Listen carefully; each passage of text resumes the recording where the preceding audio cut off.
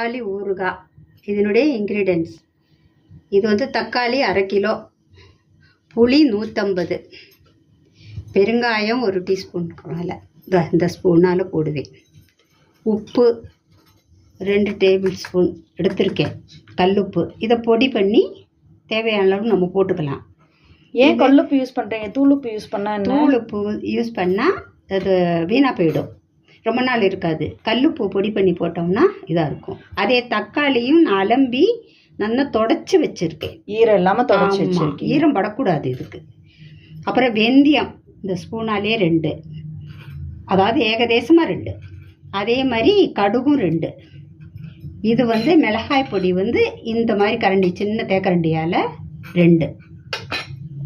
இது எல்லாத்தையும் தான் இப்போ யூஸ் பண்ணி இந்த ஊறுகாய் போட போகிறேன். இந்த வெந்தயம் இதோ தனியாக வறுத்துன்னு விட்டேன், வெறும் வாணலில், எண்ணெய் இல்லாமல் வறுத்துருக்கேன்.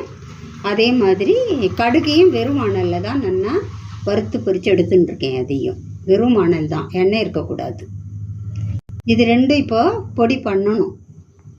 வாணல் சூடாக எடுத்து இதில் 150 மில்லி நல்லெண்ணெய் விட்டுருக்கேன். இப்போது இந்த ஸ்பூனால் 1 ஸ்பூன் இதோ பெருங்காய பொடி போடுறேன். இதில் பெருங்காயம் நல்லா இதானதும் இப்போ இதில் தக்காளியை போட போகிறேன்.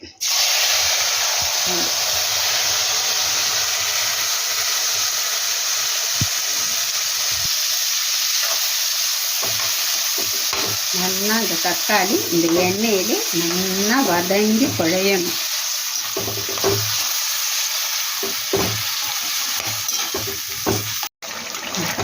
தக்காளி இப்போ நல்லா வதங்கி விட்டு இப்போ இதில் நம்ம புளிக்கரைசலை சேர்த்துடலாம்.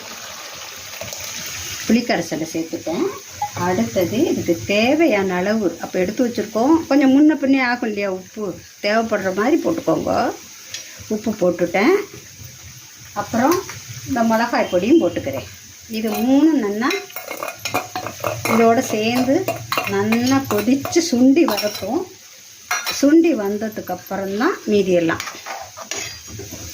சுண்டி வந்து எண்ணெய் இருக்கணும், அது வரலைக்கு இருக்கணும். இது இப்போ எண்ணெய் ரிலீஸ் பண்ணியிருக்கு. இதில் வந்து நம்ம கடுகும் வெந்தயமும் பொடி பண்ணி வச்சதை இப்போ போட போகிறோம்.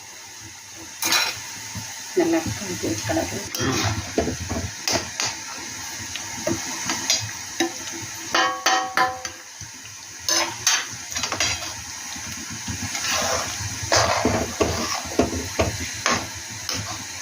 பொடியும் போட்டோம். 2 நிமிஷம்தான் அடுப்பில். அப்படியே ஒரு கொதி விட்டுட்டு இறக்கிட வேண்டியதுதான். இப்போ நம்ம தக்காளி ஊறுகாய் ரெடி ஆகிடுது.